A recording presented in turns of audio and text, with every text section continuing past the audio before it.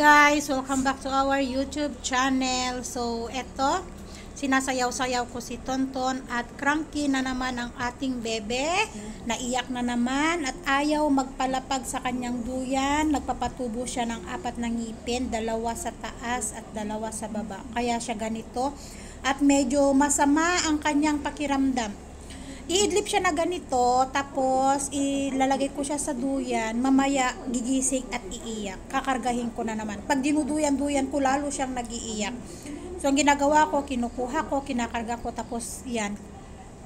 Sinasayaw ko siya na ganito hanggang sa makatulog ulit. Kagabi, nagising siya ng 2 o'clock at hindi na ako nakatulog, kaya kahit ako ay medyo puyat-puyat, dahil nga nag-iiyak-iyak siya, siguro makate o masakit kasi pag tinututbrushan ko sa toothbrush niya, tumitigil, siguro makati yung gums, lalo't yung 4 na ngipin niya, patubok. Nakikita na yung dulo ng ngipin. So, ganito kami, halos maghapon, naglalalay sa kanya. At yun, medyo pagod na rin ang aking katawan. Dahil hindi na rin naman kagaanan si Tonton. Mabigat na rin kasi si Tonton. Kaya medyo nangangawit ang aking kamay. Pero tsaga-tsaga lang. Kasi once na tumubo yung ngipin niya, yung talagang lumutang na yung ngipin niya, magiging okay na ulit ang pakiramdam. Hi guys! Good morning! So dumating na yung order ko na baby food. So eto yun siya. Na one child nutri food. Bali 950 grams at 680 ang price niya. So, ang sabi dito, kapag first time ipapakain sa baby, lulutuin siya sa water or di kaya sa milk. So, ayan, good for brain, sabi niya kasi.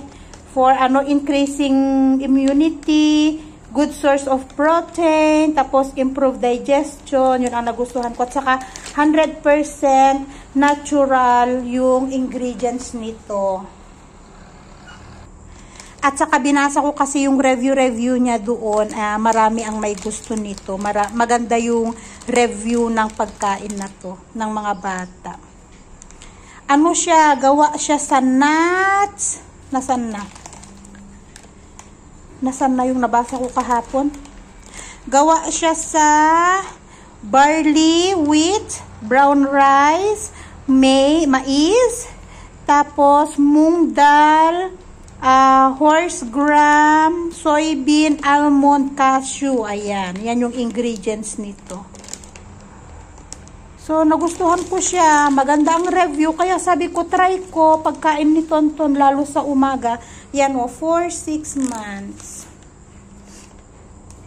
Kaya magluluto ako sa kanya ng pagkain. Kaya kami nandito sa likod. At dinala ko siya dito sa kitchen kasi nag-iiyak siya dun sa may sala. Pinahiga ko kasi siya dun sa may carpet. Pinatong ko yung blanket namin. Tapos dun ko siya pinahiga. Nag-iiyak. Nandun si Asher. Dinala ko na lang para hindi ako maaburido sa iyak niya. Grumpy pa man din ang bata at nagpapangipin. Na, say good morning. Say good morning, anak ko. Good morning. Yeah. What? Baby food is delicious. Siya ang kumain sa niluto kong pagkain ni Tonton. Ginawa niyang agahan niya. Kumain si Tonton ng kapiranggot lang. Inubos niya na lahat. Sus Mario Josep. Ay. Tuwang-tuwa. Oh, now what adding it now? Now what adding will it? Huh? What adding will it now? Nothing. Now you don't have food. Huh? Hi guys. Grabe, sobrang tahimik sa village guys. Oh. Tunog lang ng ibon naririnig mo. Tunog ng motorcycle. Boring. Buboard ako sa loob ng bahay. Wow, wala. Tulog din sila doon. At ang bata board sa loob ng bahay, nag-iiyak. What I will do also? Nothing, I will go toilet. Boring nga eh. Ang tahimik dito sa village. Tignan nyo ang kapaligiran namin. Oh, mga bundok ng rice hay. Mga lupa, puro mga natraktor. Ready ng tamnan ng turi. Hindi ko alam kung saan ko dadalhin si Tonton. Nag-iiyak siya sa loob ng bahay. Ang init naman. Kung wala nang dumaan na sasakyan, wala nang ingay na maririnig. Ganito dito sa village. Minsan yung pagod na pagod ka, gusto mo lang tahimik, okay, walang problema. Pero kapag yung sobrang kaboard naman, naku, yung maghahanap ka naman ng mapupuntahan. You know, Mommy, this time if this one is not so ready for this one harvesting.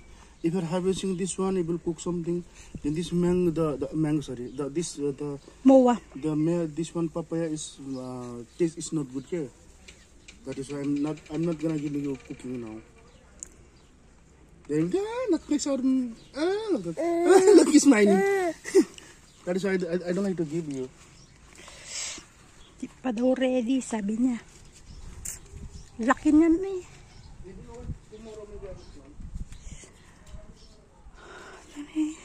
Tirik ng araw, walang katao-tao. Oh. Ang tahimik.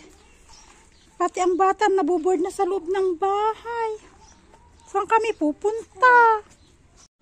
Ay, sa wakas, nakatulog na yung batang aburido. Gustong lumabas. Saan naman ko siya dadalhin? Ang init naman. Okay siguro kapag medyo malamig-malamig na ang paligid. Pwede kong ilakad-lakad kahit matindang sikat ng araw, at least malamig. Pero ngayon matirik pa ang araw, mainit pa eh. Nakatulog na. Medyo masamang pakiramdam. Pinaliguan ko, pero medyo ano ko na medyo mainit-init siya. Ay sus. Dahil siguro sa pag-iipin niya, kaya medyo mainit-init. Anuhan ko mamaya ng thermometer. Ay, nakakapagod eh. Nakakapagod yung iyak niya, ang sakit na sa tenga ko. Kahit ako minsan dito sa bahay, naboboard kapag ganyan, sobrang tahimik, wala kang makita kahit ano, wala kang marinig na kahit ano. Tapos wala din namang mapuntahan, kahit man lang sana malapit na park, wala dito sa amin. Ay, sa wakas nakatulog na kahit paano makapagpahinga ako ng kaunti. Yun. Ay, may nangyari na naman kahapon na, ay nako. Itong kapitbahay namin ito. Pinaghihinalaan nila na witch. Buksi. Ngayon nakaaway nung isang tulmami namin. Kamag-anak nila asis yan, pero grabe ang sama ng ugali guys. Lahat kami dito inaaway. Dahil lang sa aso. Yung ama dito, inilakad niya yung aso nila. May tali yung aso nila, hindi nila pinapakawala. Hindi kagaya ni Aidan na nakawala. Nilalakad lang niya na ganyan. Alam, nagsisigaw na siya. Ang maaga kahapon. Grabe ang ngaw-ngaw niya. Nagkasagutan na sila. Nadamay na lahat. Nadamay na kami lahat dito ng inaw-ngawan niya. Kesyo daw yung mga aso namin napunta sa lupa nila, sa ganun nila. Ay, naku, sabi ko nga kay Asis, nagngangaw-ngaw yan nung isang araw pa yan. Sabi ko kay Asis, nung isang araw pa yan nagngangaw-ngaw. Sabi ko, nakaharap siya dito sa bahay, pinagsisigawan niya tong bahay. Sabi ko, kasi nga si Aidan namin, pumunta siya doon sa lupa nila. 'Di ba lupa nila itong katabi namin? Eh, hindi pa nila nahakot yung palay nila nung kahapon. Kasi nga binibilad, noulanan kasi yung palay nila, binibilad nila bago hakutin. Eh, mapipigilan mo ba ang aso, lalo't mga asong layas? At saka hindi lang naman si Aidan namin, yung brown na aso, yung aso namin, yung isa pang aso, bali 4 na aso yun, magkakasama sila, mga kasakasama ni Aidan. Abay, sa amin lang ginangungawan tong bahay, nakarap siya. Nakatingin ako sa may bintana. Ang bintana namin, kapag nasa labas, hindi mo kita sa loob ng bahay, kapag ganitong maaraw, di ba? Kitang-kita ko. Ngaw-ngaw siya. Basta maugali, wala siya makasundo dito sa mga kamag-anak nila, Asis. Magalit nga si na Asis. Kasi sabi ni Asis, sa totoo lang, di naman namin yan mga kamag-anak. Sabi niya, parang yung lolo niya at saka yung lolo nung parang inampun nila yung tatay niya nung bata pa. Nalabas na lahat. Yung pag ngaw na ganyan, nalabas na lahat hanggang sa pagbibigay ng lupa sa kanila. Sabi niya, ganyan ang ginagawa nila sa atin. Akala mo kung sino daw umasta itong matandang to. Sabi niya, yung lupa naman na kinatirikan ng bahay nila kung hindi pa ibinigay ng tatay nila. Yung tatay nila. Yung grandfather ni Asis. Kung hindi pa ibinigay sa kanila, wala naman sila magiging lupa dito, sabi niya. Yun yung pinag-anuhan nila kahapon dito sa may amin. Di bang magkakamag-anak, yung 5 magkakapatid, yung kinatul baba hanggang sa baba ni Asis, di ba mga 5 lalaki, ayan. At saka yung isang tulbaba doon. Yun, di ba 6 sila? Yun talaga magkakamag-anak ba? Talagang yun yung nila dito sa may harap ng talaga kahapon. Sabi ko, grabe, kung kailan talaga magtitihar. Kung kailan may festival na dapat sama-samang magkakamag-anak, ganyan ang nangyayari. Ito, hindi talaga nila makasundo simula kahit nung pumunta ako dito, guys. Grabe ang ugali nito. Inaaway niya si ama na wala na kasi ang lupa nila ama sa likod, walang daanan ng traktor. So, ang daan dito sa lupa nila, ayaw niya magpadaan. Sobrang kadamutan. Ayaw niya magpadaan ng traktor. Kaya ang ginagawa ni ama, inaantay niya na ma-harvest lahat yung mga naan dito. Sa tapat nila isang tulbaba. Para doon iikot pa talaga ang traktor pa ganyan. Kadamutan, ayaw ng traktor. Ayaw niya padaan ng traktor sa lupa nila. Itratraktor din naman yung lupa nila. Ang damot niya, sabi nga ni Asis, mamatay lang yan. Sabi niya, walang pupunta makikilamay sa kanya. Sabi ni Asis kahapon, walang magfa-fasting. Sabi talaga nila kahapon, oras na mamatay daw yung matandang yan. Walang magfa-fasting. Kasi diba dito kapag kamag-anak may namatayan, 13 days na bawal kumain, lalo't may asin. Sabi niya, wala daw kakain. Sabi niya, sobrang nila kahapon. Sobrang galit nila kahapon. Sobra kasi ang ugali, guys. Sabi ni Asis, sabi nga ni Asis, kaya itong bintana namin dito sa gilid palaging nakasarado kasi pinaghihinalaan nila na yan, may black magic. Palaging nakasuot ng itim, naka-scarf siya ng itim na ganyan, siya ng itim. Sabi nga ni Asis, baliw. Sabi niya, baliw yan namang kukulam, sabi ni Asis. Grabe talaga, kahapon, aga-aga kahapon, grabe, ang ngaw-ngaw. Lahat, mga chichismosa kami dito, guys. Oras na ganyan na may nagsisigawan na lahat na lang mga kapitbahay, simula dito kapitbahay, hanggang doon na kapitbahay, nagsisilabasan, nag-uumpukan, nakikinig kung yung pinagsisigaw-sigawan ba. Syempre, itunuring nila na kamag-anak to. Di syempre, anong sasabihin ng mga kapitbahay namin na sila magkakamag-anak, sila nag-aaway. Dahil lang sa, napakasimple, dahil lang sa aso na inilalakad sa daanan. Yun lang ang dahilan kung bakit siya nagngangaw-ngaw kahapon. Hindi ko din maintindihan bakit ganun. Bakit siya nagngangaw-ngaw, may tali naman yung aso.